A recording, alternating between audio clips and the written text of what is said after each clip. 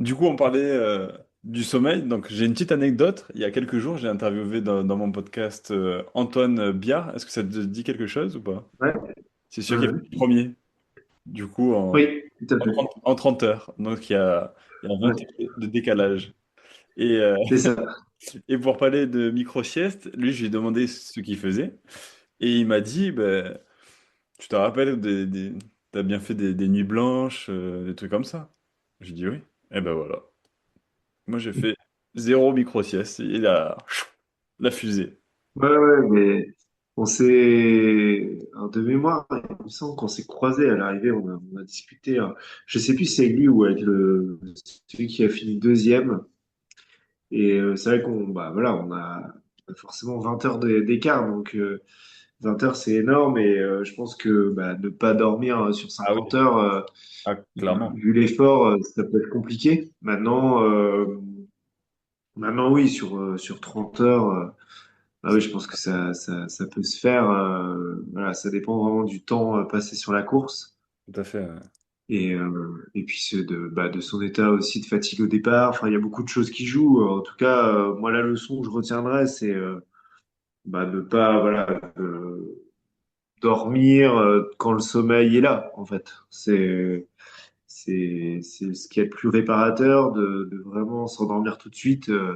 Très peu de temps et puis de pouvoir repartir ensuite. Je pense que moi, en tout cas, c'est ce que j'essaierai d'envisager lors de ma prochaine Quand, course longue.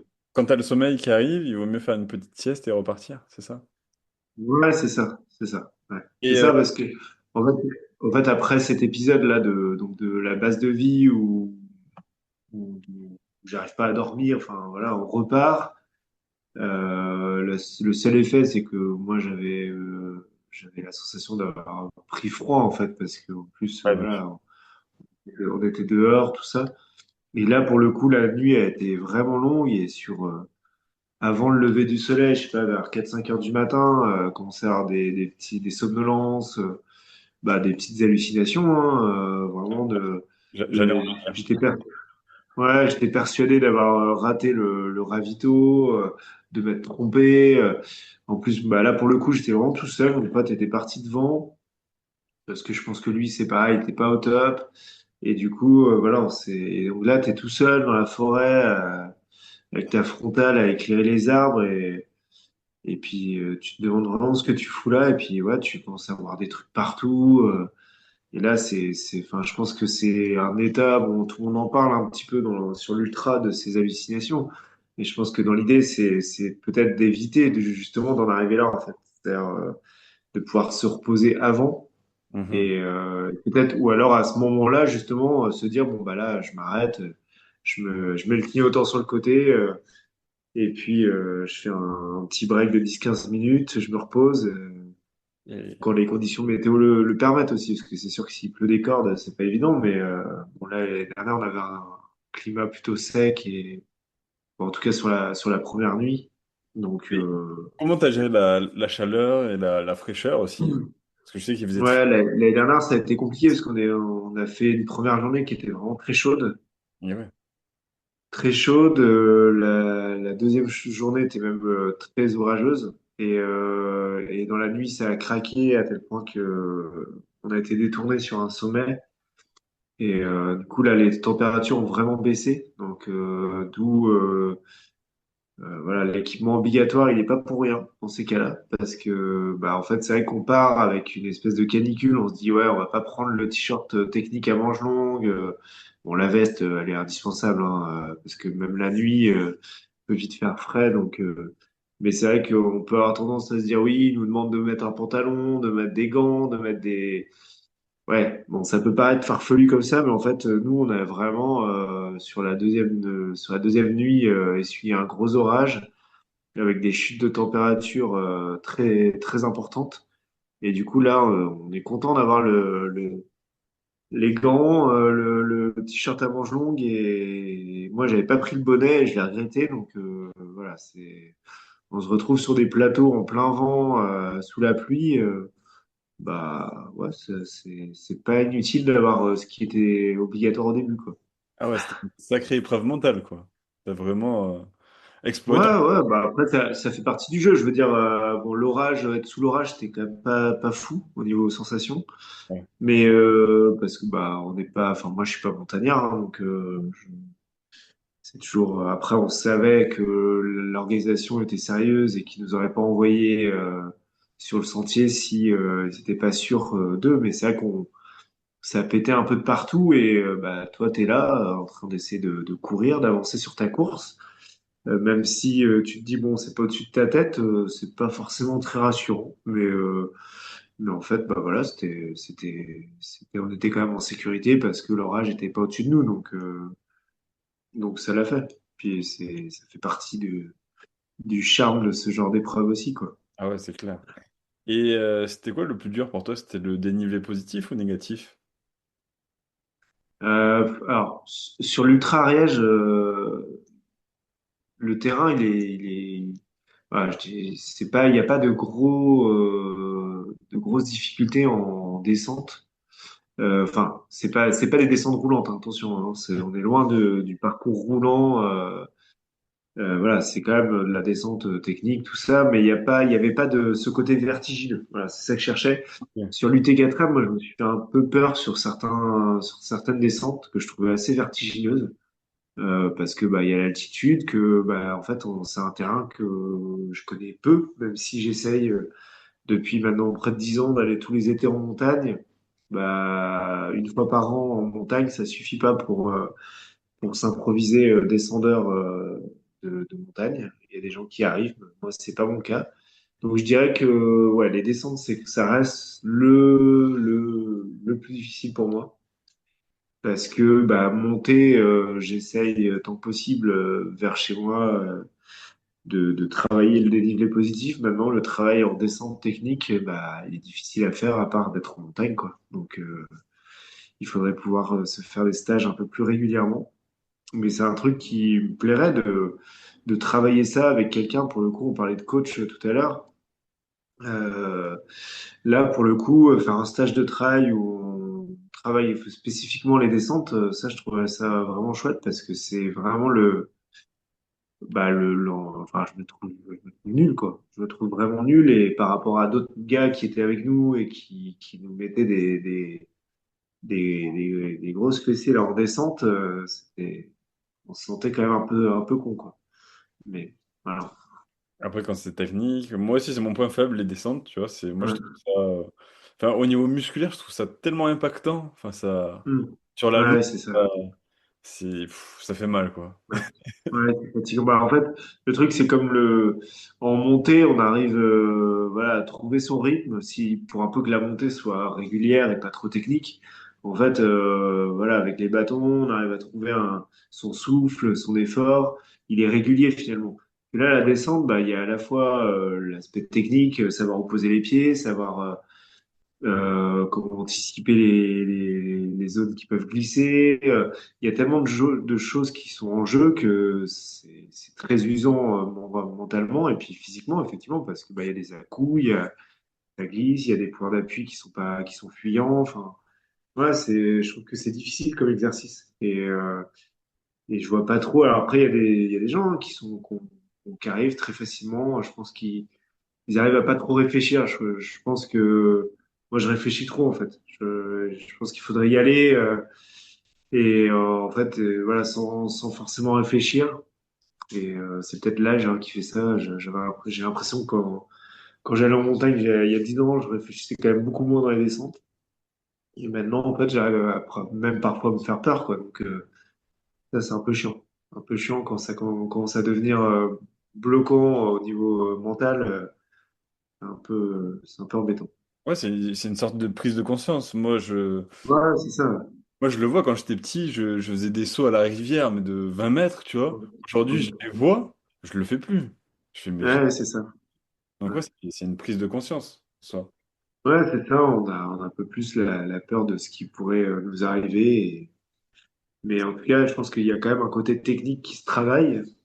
Et ça, bah, il n'y a pas de secret. C'est pas à Montmartre ou au Bois de Vincennes qu'on peut travailler ça, quoi. Donc, il faut de la hauteur, il faut de la montagne, il faut du terrain compliqué et s'exercer, quoi.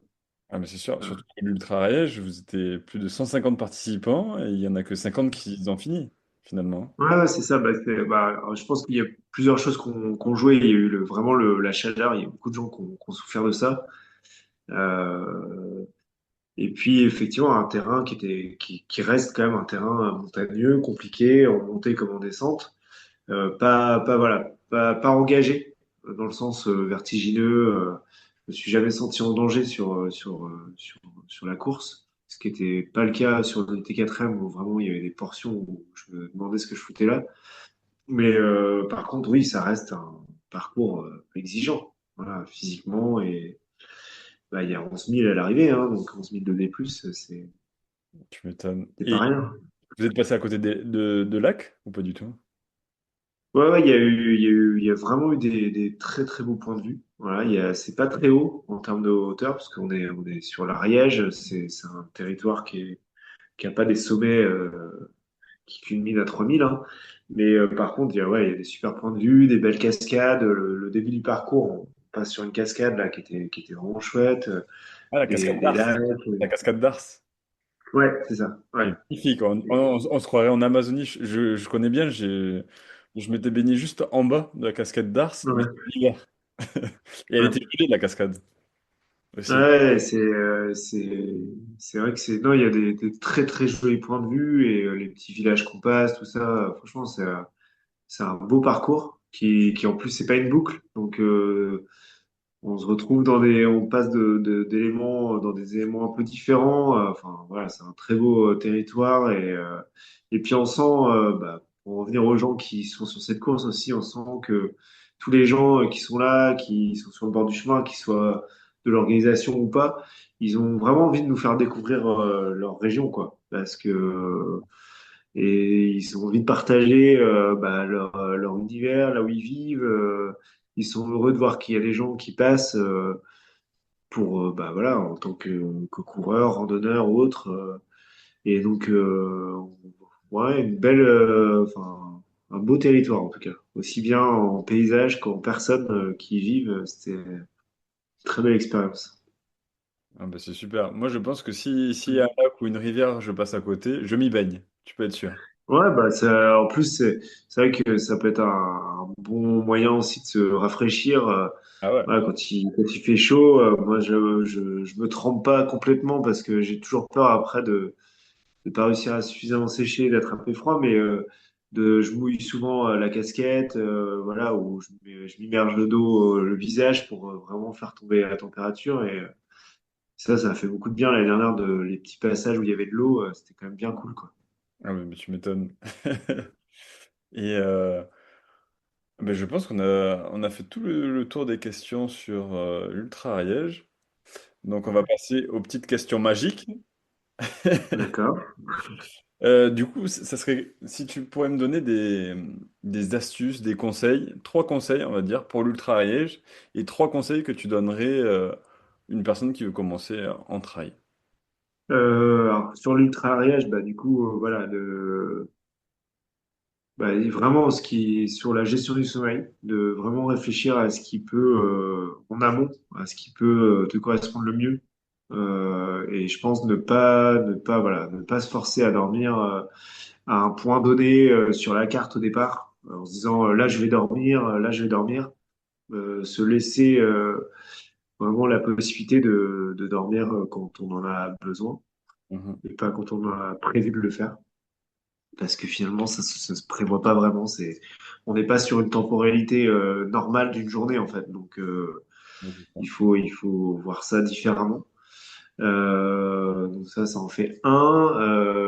Le deuxième, j'ai bien testé son matériel, notamment textile, parce que bon, voilà, on sait le sac, etc. Mais moi, je suis très sujet au frottement et c'est donc voilà, bien choisir ces matières, les matières que l'on va porter pour notamment en cas de forte chaleur qui aura une transpiration exacerbée, avoir des vêtements qui permettent de bien absorber, de pas trop frotter, de bien ajuster justement ces vêtements par rapport à ça, parce que ça peut vite En fait, c'est tellement dommage de. Moi, ça m'est arrivé sur du T4M, hein, j'ai failli abandonner à cause de fortes douleurs à l'entrejambe où en fait, j'avais pas les bons sous-vêtements et ça m'a complètement brûlé la peau. Et bah c'est voilà, on arrivait à quand physiquement ça va, mentalement ça va, et qu'en fait on supporte plus la douleur de ce frottement. C'est un peu dommage. Donc c'est voilà, c'est aussi un deuxième conseil, bien tester ses équipements avant. C'est vrai. Et puis le troisième, bah ne jamais, et ça vaut pour les deux, que ce soit pour l'ultra Ariège ou pour le débutant trailer, c'est ne jamais, je pense, s'éloigner de la notion de plaisir. Ouais, Voilà, on est là pour kiffer, quoi. Donc, si à un moment on perd cette notion-là, bah, peut-être que c'était pas le bon moment et voilà, faut peut-être attendre un peu pour refaire ce genre d'épreuve, mais en tout cas avoir l'envie de le faire et avoir cette notion ouais, de plaisir de courir. Même si on peut aussi y aller pour gagner, hein, mais je pense que même ceux qui y vont pour gagner, ils ont quand même ils prennent du plaisir dans leur pratique, quoi. c'est le. Antoine, il m'a dit pareil, le plaisir en troisième, c'est marrant. Ouais, donc Et voilà. Et puis après, pour le débutant trailer, bah, c'est, ouais, bah, on en a parlé tout à l'heure, c'est l'idée aussi. d'y aller progressivement, quoi. Hmm. C'est de se tester sur des petites courses, montagne, pas montagne, voir déjà si, ouais, j'ai pas mal de potes qui se sont essayés, puis qui se sont dit très vite, bah non, j'ai l'impression qu'au niveau des chevilles, ça va pas le faire. Bon, après, il y a tout un travail physique, hein, qui est possible de faire aussi sur les parties du corps un peu fragiles, type cheville. C'est vrai qu'en trail, il faut mieux être bien renforcé à cet endroit-là parce que ça tourne quand même pas mal dans les chemins. Mais donc voilà, se tester déjà 2 jours comme de nuit sur des petites courses, donc y aller de manière progressive.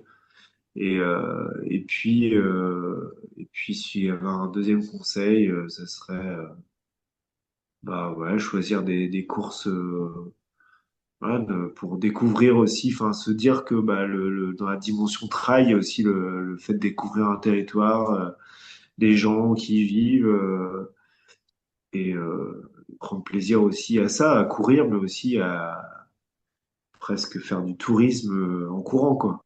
C'est un peu ça aussi l'idée. C'est vrai, je me vois en ça, ouais. C'est vrai que Mm. tu découvres les paysages, l'aventure, les montagnes fabuleuses en un temps très court finalement.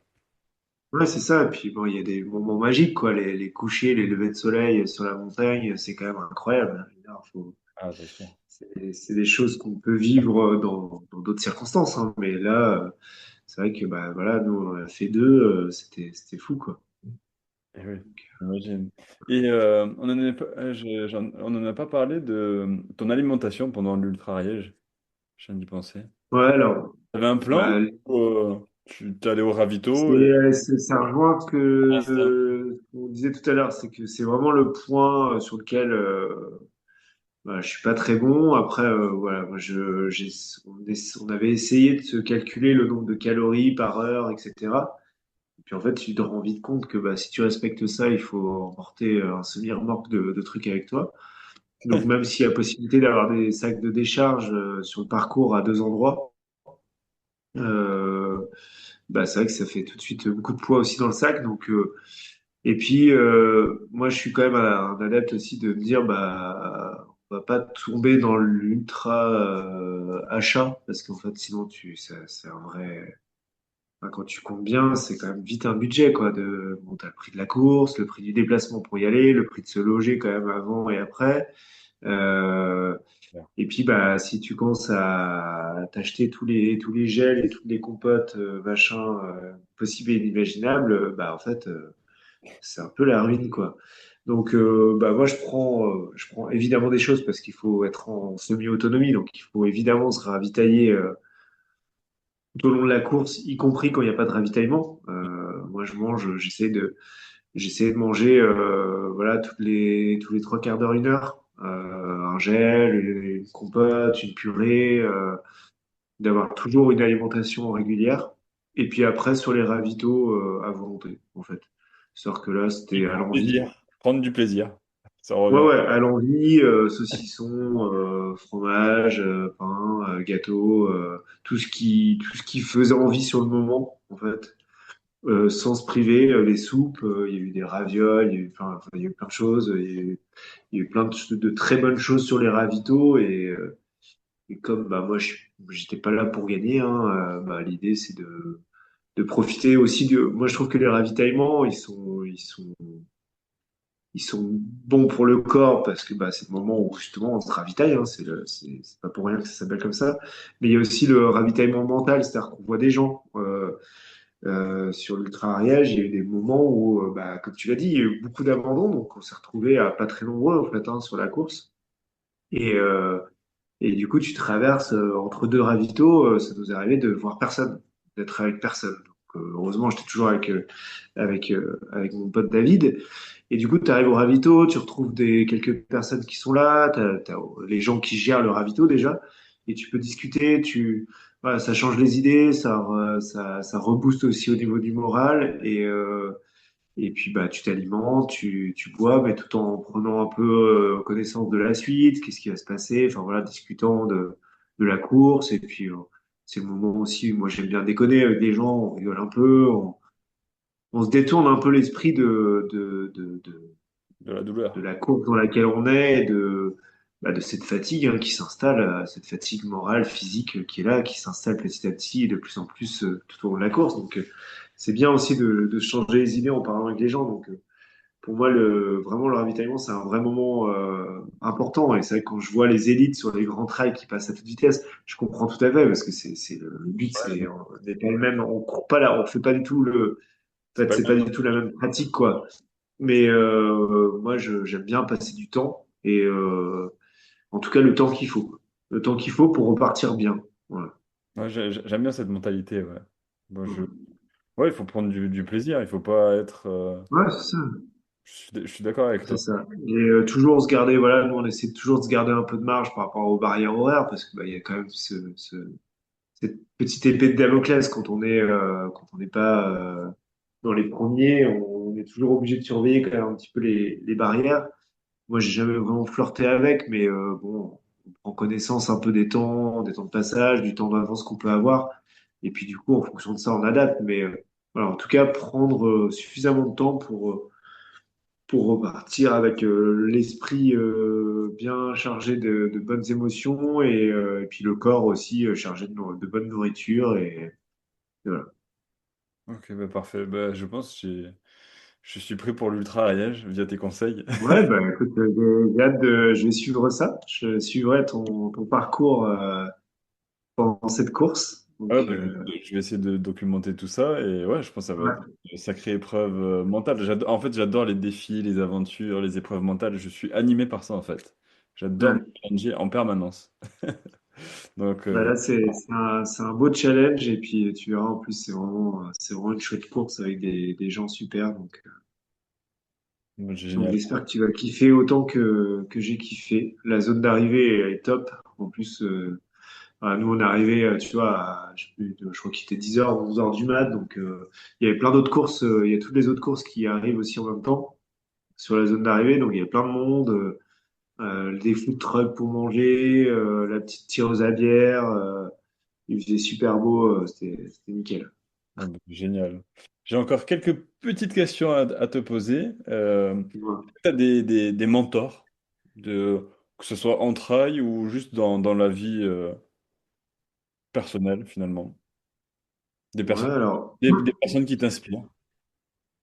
ouais, bah, bah, moi, en trail, j'aime bien, voilà, les légendes, François Oden et Kiki, quoi, Kylian Jornet, qui sont moi, que j'admire par leur humilité et puis leur parcours de trailer parce que c'est des personnes qu'on voit finalement assez peu bah, alors, dans les médias, on les voit pas du tout, mais même sur les réseaux ou autres, c'est vrai ils en font pas des caisses, juste ce qu'il faut et puis voilà, ils sont extrêmement forts et je pense qu'ils ont notamment chez François. C'est une gestion aussi du corps qui est intéressante dans le sens où voilà, c'est pas, ils multiplient pas les courses à l'année, ils font pas n'importe quoi à vouloir en faire trop. Et une nouvelle fois, après chacun est libre de faire ce qu'il veut, mais c'est vrai que je trouve que c'est une gestion en tout cas de carrière qui est parce que pour le coup là on peut parler de carrière comme ils sont quand même athlètes de haut niveau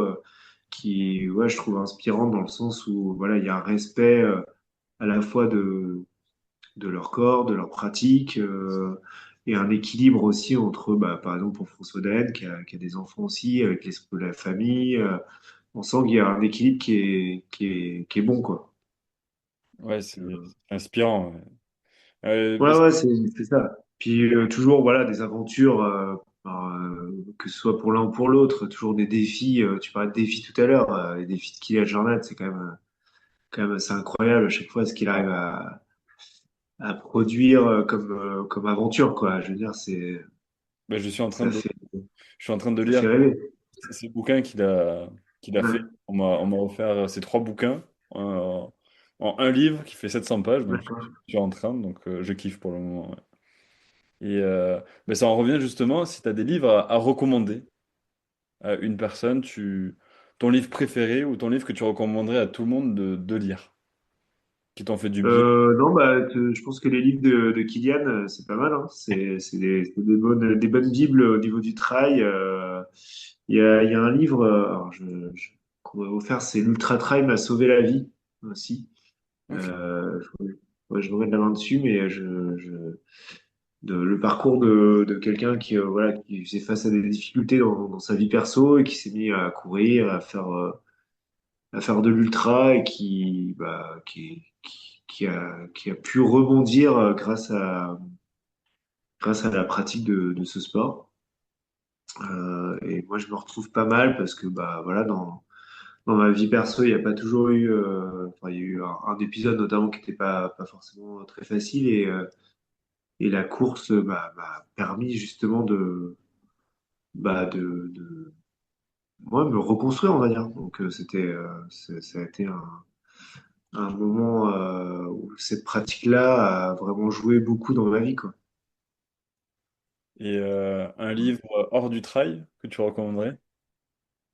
Euh, un livre hors du travail, je suis pas un très grand lecteur, donc qu'est-ce que je pourrais te donner comme, comme livre? J'essaie de chercher le dernier livre que j'ai lu. Moi, après c'est un livre que j'ai lu il y a longtemps, mais j'avais beaucoup aimé pour d'autres raisons, mais parfois on peut se retrouver aussi dans Le joueur d'échecs de Stefan Zweig, c'est un classique, hein, mais Ah, je connais pas, mais tu vois, je regarderai.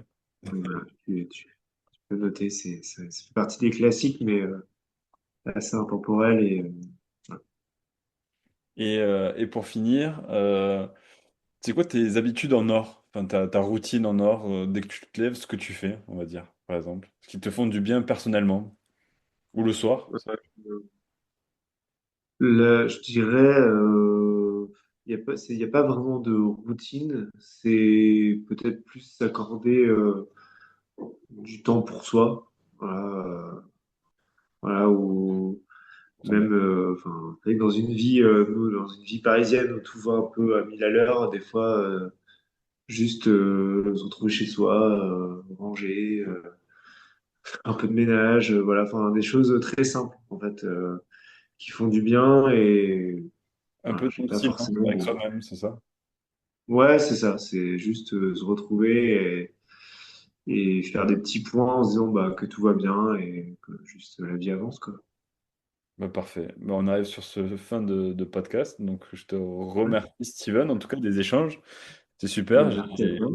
Très enrichissant. Et donc, ça me permettra de justement, tu vois, le fait il y a Antoine qui a pu me donner des conseils, il y a toi, mais tu vois, Ouais. après, je fais un combo, je vois ce qui me va, ce qui me... Bah, Et c'est t'as ça le qui est bien. premier, je crois pas avoir fini dernier, mais je devais pas être loin quand même.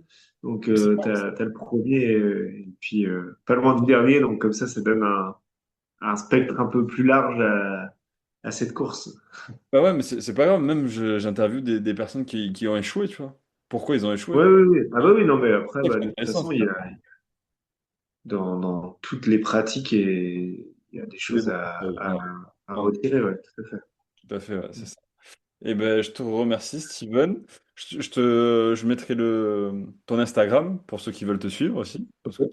Ouais, avec plaisir. c'est aussi une source d'inspiration. Je pense que tu peux donner ta petite graine à l'édifice, à une personne. Ouais, je sais pas. Ça, je suis. On en parlait tout à l'heure en off sur ce fameux syndrome de l'imposteur. Moi, quand il y a parfois des gens qui disent ouais, si ton parcours, tout ça, mais moi, j'ai pas l'impression de voilà se montrer être un modèle. Mais après, si en tout cas dans des petits tips ou autres, je peux aider, bah, tant mieux quelque part, parce que voilà, Du bonus. une nouvelle fois, la notion de partage est vraiment importante pour moi. Donc si ça peut être le cas, tant mieux.